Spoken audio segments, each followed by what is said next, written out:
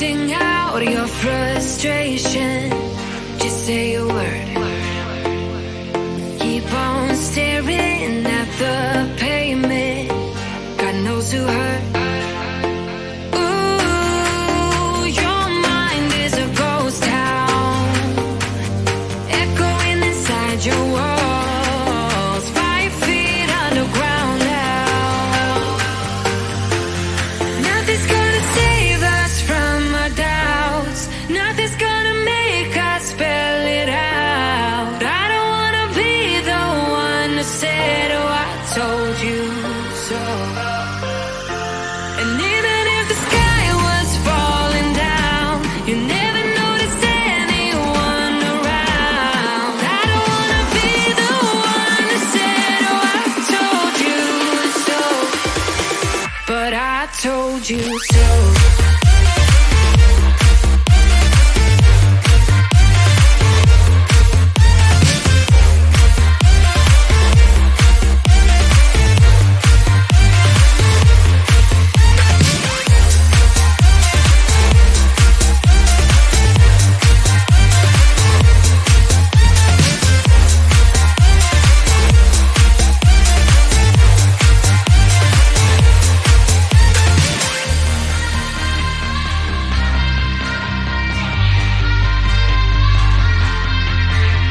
Keep on acting out like strangers.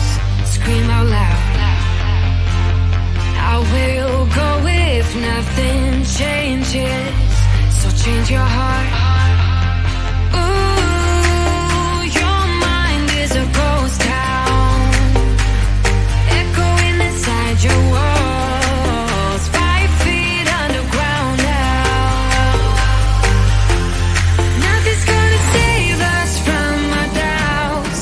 Nothing's gonna make us spell it out. I don't wanna be the one who said, oh, I told you so. But I told you so.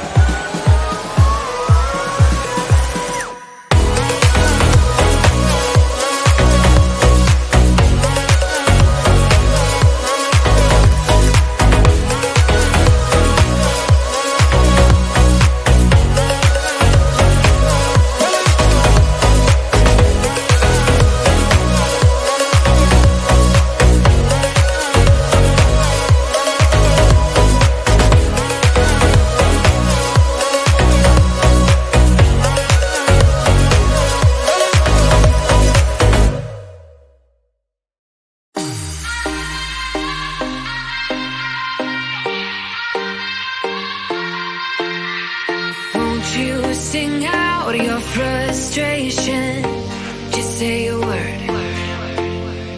Keep on staring at the pavement. God knows who hurt.